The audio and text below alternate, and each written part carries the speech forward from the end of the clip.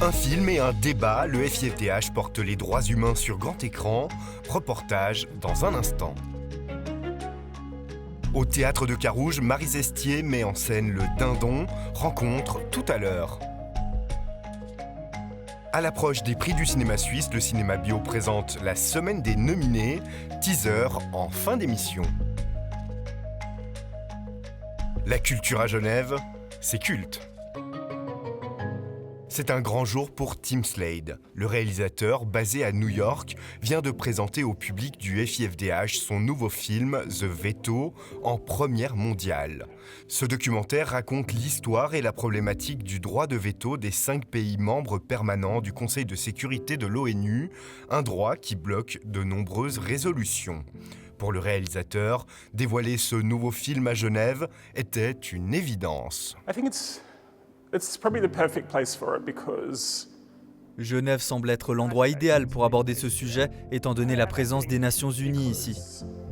the United Nations headquarters in New York, because of À New York, le siège principal de l'ONU est souvent paralysé par des questions comme celle du veto. So I think because Europe is going to have to take a real leadership role.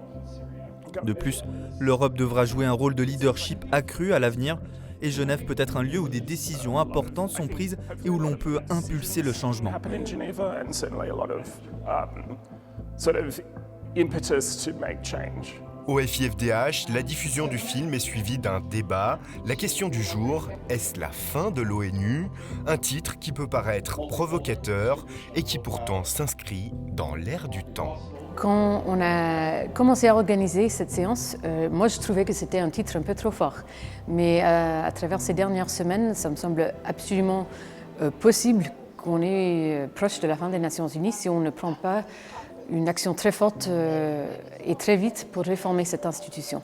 Parce que là, elle se fait attaquer par des grands pouvoirs, mais en même temps, elle ne sert pas dans son architecture actuelle les petits États dont normalement les Nations Unies devraient être un symbole de protection. Et pour comprendre ces enjeux de gouvernance, la diffusion du film éclaire les propos des panélistes.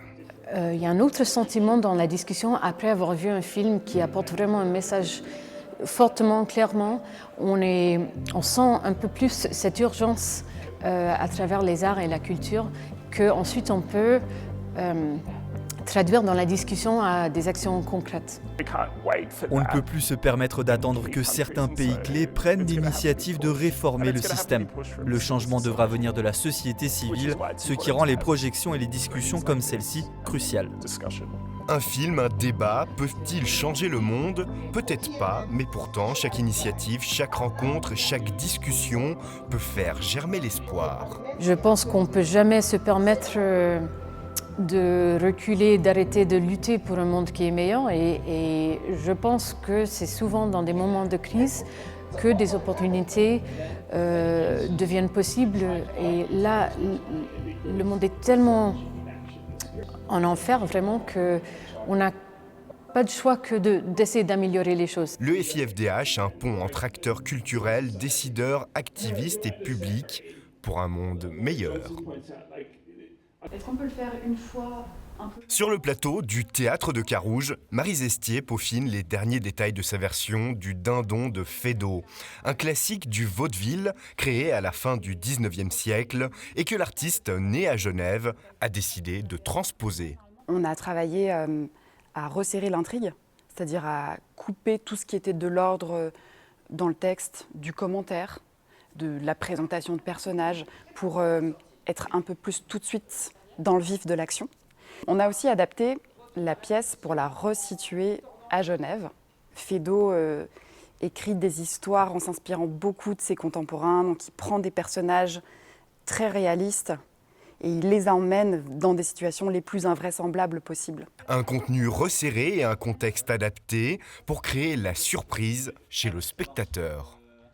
C'est pas du tout un théâtre du quotidien, c'est vraiment, on va toujours vers des situations invraisemblables.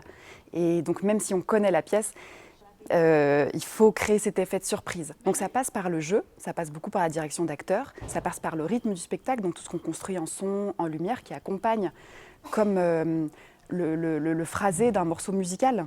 avec ces moments de protase, d'acmé, d'apodose. Voilà, tout ça, c'est quelque chose qu'on travaille. Une mécanique du rire savamment orchestrée. Le rire, il naît de la situation, des rapports aussi cauchemardesques qu'ils puissent être. Parce qu'un homme qui s'introduit de force chez une femme ou une maîtresse qu'on a eue à Londres et qui revient pour essayer de remettre le couvert avec Vatelin, c'est cauchemardesque pour les personnages. Et pour autant, à chaque fois, on rit. C'est-à-dire, quand on était autour de la table, qu'on travaillait en lecture avec les acteurs, on était tous hilares. Le rire jaillissait vraiment de la façon dont il écrit, des quiproquos, de comment il a rythmé son récit. Un véritable travail d'équipe et une adaptation entre rêve et cauchemar qui puise dans la culture contemporaine. Normalement, Feydeau écrit l'acte 1 dans un salon et Pontagnac, le dindon, force la porte de Lucienne pour s'introduire de force chez elle.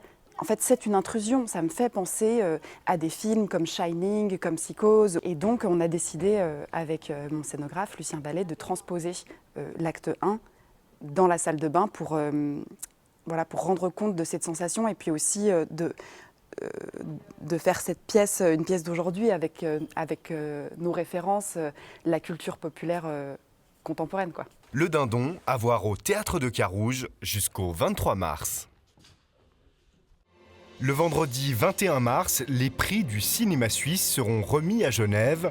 Avant cela, la Semaine des nominés présente les films sélectionnés au Cinéma Bio à Carouge. En gros, on s'est mis avec la ville de Genève, la ville de Zurich et le canton de Genève pour proposer notre organisation pour les prix du cinéma suisse. Et puis on a voulu accompagner ce prix du cinéma suisse qui se déroule une fois à Genève, une fois à Zurich, bien de cette semaine des nominés qui propose des projections à tarif gratuit ou à 5 francs. Pour nous, c'était important d'aller à la rencontre des Genevoises et Genevois et Carouge nous propose un magnifique écrin. En tout, ce sont 106 films dans 13 catégories avec souvent la possibilité de rencontrer les équipes de production.